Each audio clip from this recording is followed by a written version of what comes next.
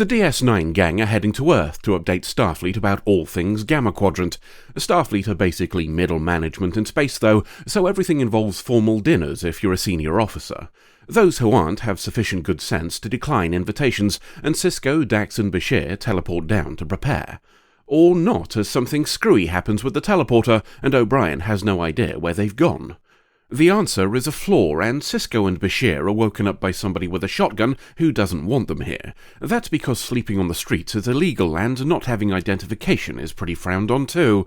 It all feels vaguely familiar to Sisko, and that might be from history lessons, as we're 350 years in the past. To be specific, it's 2024. They're led away while Dax, lying elsewhere, is woken by a passerby who mistakes her for the victim of a mugging. She's quick to catch on that something's screwy and plays along when he asks her if she's lost her ID and funds, but at least she still has her jewellery. He offers to let her use his office so she can replace them, having no ID being something to avoid, it seems. Maybe she can find her friends along the way. Back on the Defiant, bricks are being shat by O'Brien. He doesn't know where he teleported everybody to, and Starfleet says they didn't get anyone. He's sure they ended up somewhere, according to logs, but doesn't know where. Science bollocks caused by the cloaking device might have interfered with things, and our old friend the word chroniton makes an appearance. Quite why all Starfleet isn't briefed to assume time fuckery whenever it's mentioned is beyond me, so we'll leave them to figure it out and check on Sisko and Bashir. They've realised their comm badges are gone, likely nicked while they were out, but they don't seem overly concerned about 24th century tech being left in 21st century San Francisco. Perhaps that's because they've got bigger problems as they're being escorted into a gated area, though it's clearly to keep people from getting out rather than prevent anybody getting in. It's history time, as this is something Sisko's researched, and he tells Bashir that we're in a sanctuary district, areas common in cities of the 21st century where people without jobs or homes get put out of sight so upstanding folk don't have to think about them. The more verbal of the guards, whose name is Vin, lets the other knock off work to go home. He's alone then when he leads us deeper into the district, but still hasn't bothered to explain where we're going. At least Dax is having better luck, as she says she's managed to wrangle some ID and credit. Perhaps using the account of her new friend has opened some doors for her.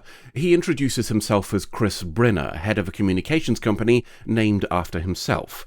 She pretends to recognise the name to pamper his ego, then starts thinking about trying to find Sisko and Bashir again. They're currently being processed, or failing to process if we're being accurate, as they're rather understandably not on file. That means filling out forms, so Vin gives them a load, along with instructions not to bother him with any questions. Back up on the Defiant, O'Brien's figured it all out. A bout of science bollocks explains it to Kira, and she accepts time travel without too much incredulity. I imagine such outlandish things are rather easier to accept after you've met the evil version of yourself in an alternate universe. Knowing what caused it might help fix things, and that's going to become important very soon.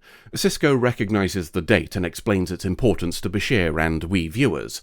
According to his history lessons, in a few days this place right here is going to be the epicenter of something called the Bell Riots. The short version is that some unpleasantness kicks off between the people stuck here and the guards, which results in hostages. The military will be sent in to pacify things after hearing the hostages have been killed, and that particular euphemism will result in hundreds of dead residents. All of which will be doubly galling as the hostages were all alive thanks to the care of a Mr. Gabriel Bell, who will himself be killed by the troops. Cue public uproar and political change, with America getting better as a result. Very important stuff historically, which is why 2 Starfleet officers from 350 years into the future being here is a big temporal no-no. Best to get the hell out of here as quickly as possible, which is handy as it's their turn to be seen. The clerk is surprised to find Sisko and Bashir aren't so-called dims, a lovely bit of casual ableism just to drive things home. The dims should really be getting treatment rather than left to rot in a sanctuary district, something Bashir noted earlier, and that's obviously very sad, she says, but those shotguns the guards carry don't buy themselves, so there's nothing left over for hospitals. But none of that matters for Sisko and Bashir, she says, because they're not dims. She might be able to sort them out with jobs at some point so they can leave, but until that happens, here are your ration cards, and, by the way, try not to get stabbed. That latter point may be more serious than she knows. While they're trying to find a place to sleep, they come across a lad having the shit beaten out of him to steal his ration card. Sisko stopping Bashir from intervening leads to them being mocked by the leader of the group, a man who somehow manages to look like an even more douchebag version of Kid Rock, so we move on before he starts trying to sing. O'Brien's figured out how to time travel with a teleporter. We can only make a handful of jumps due to science bollocks, so Kira's going to choose the most probable targets and try them. Feels like all kinds of temporal prime directive violations to me, but she's not Starfleet, so it's fine. Sisko and Bashir are trying to figure things out too, and the former thinks getting a proper view of the place is the answer. Access to the roof of a building costs them their uniforms, but that works in their favour for blending in, as long as you ignore the timeline contamination they've just caused. They run into some trouble on the way up, a guy protecting his son after he was attacked. Bashir offers to give him a check over and finds nothing serious, Knife Dad being thankful for the help. He says we can help some more, too, if we're serious. Nobody outside is going to change things, so they need to organise and make the conditions here publicly known. It all sounds a bit too much like what Sisko knows is coming, so he declines, and we leave Knife Dad to find support elsewhere. Support, it would seem, is significantly easier to find on the other side of the gate. Dax, who got set up in a hotel by Chris, has also found time to buy a new wardrobe and is now at a party. Say what you like about Star Trek's version of 2024, but at least their bigots have better dress sense than just baseball caps. Talk turns to Dax's unfortunate mugging and rescue by Chris. Just as well, too, says one of them. If she hadn't managed to get new ID, she could have ended up in the Sanctuary District along with the rest of the undesirables. This whole thing is news to Dax, and the thought that her friends might be there either hadn't occurred to Chris, or he's built up a blind spot about that particular topic. Either way, Dax wants to give it a check. Might take a while, as it's not something people generally want to know about, but Chris says he'll see what he can do. It's meal time for Sisko and Bashir, or will be eventually. Sisko goes to see how long it'll take, which means Bashir's on his own when Kid Douchebag and his crew try to rob him. Sisko manages to get back in time for it to kick off properly, and some wrestling happens. It goes on long enough for one of the bystanders to decide to lend a hand, and they get the business end of a knife from Kid Douchebag for their troubles. He and his crew leg it when the disturbance is noticed by a searchlight playing a helicopter sound effect, and Bashir attempts to save the stab victim while Sisko goes through his pockets for some damn reason. Stab victim becomes murder victim despite Bashir's efforts, and crouching over a corpse looks bloody dodgy, so Sisko and Bashir leg it. After they've successfully fled the guards, the reason for rifling those pockets is revealed. The answer is, because the script needed him to. How else will we learn that the dead guy is a certain Gabriel Bell? The premature death of Bell means there'll be nobody to prevent harm befalling those hostages that are going to be taken.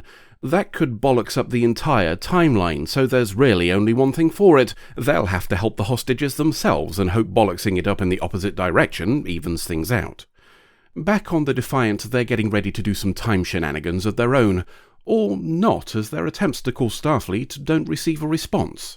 That's because Starfleet doesn't exist, everything in the system relating to them having disappeared. Earth doesn't even have artificial satellites anymore. As far as O'Brien can figure, the only reason the Defiant's still here is because of science bollocks. That's bad for obvious reasons, but it does have one plus point. No Starfleet means there's no temporal prime directive for the crew to break. Knife Dad is surprised to see Sisko and Bashir again, but welcomes their help.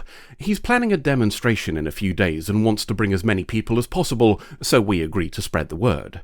While they do, Dax is given an update by Chris. Sisko and Bashir are definitely in the Sanctuary District, but don't worry because they're perfectly safe. The big wall and armed guards prove as much. Speaking of which, one of those guards has scuppered those demonstration plans. They've kicked the shit out of a resident, and that sparked some unpleasantness. We arrive in time to see the guard who worked with Vin at the start of the show take a beating. Sisko grabbing the gun and saving him is a good start, but taking him into the processing building wasn't the safest choice we could have made. Kid Douchebag is already in there, you see, and he's taken hostages. Sisko prevents things from getting shooty, but can't stop Kid Douchebag entirely because this is how history recorded it. All he can do is play his part, which is why he introduces himself as Gabriel Bell, but we'll have to wait to see how that turns out, as we're told the story is to be continued. Well, it was inevitable, wasn't it? You can't have a Star Trek show without some time fuckery episodes. Regulars to the channel will know I generally have a low threshold of patience with them due to the constant threat of that big red reset button being hammered at the end, something that rendered Voyager's Year of Hell story a mere shadow of what it could have been, in my opinion. Still, let's treat this on its own merits and see where we end up. We occupy a unique position when rewatching this one, as we're currently in the very year that it's set. We're only a couple of months off, in fact. This gives us a fascinating opportunity to look and see what hit and what missed. Choosing to set a show slightly into the future is a very difficult game indeed. Anything you do is going to look dated by the time it actually comes around because you can't predict the pace of progress.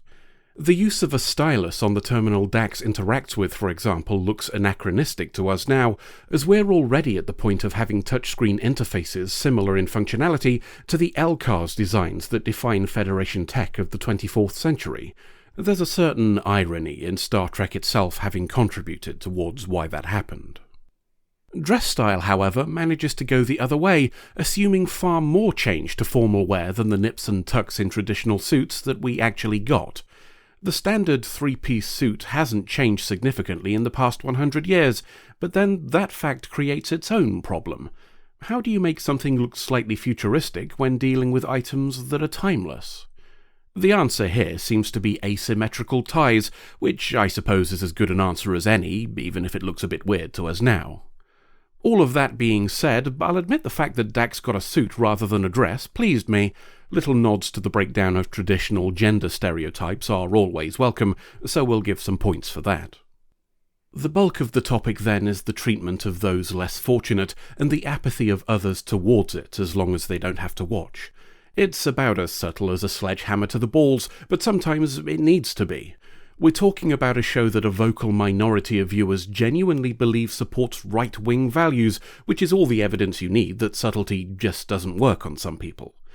If anything, time has proven this conclusion to be overly generous, thinking the idea would be quietly tolerated rather than proudly championed.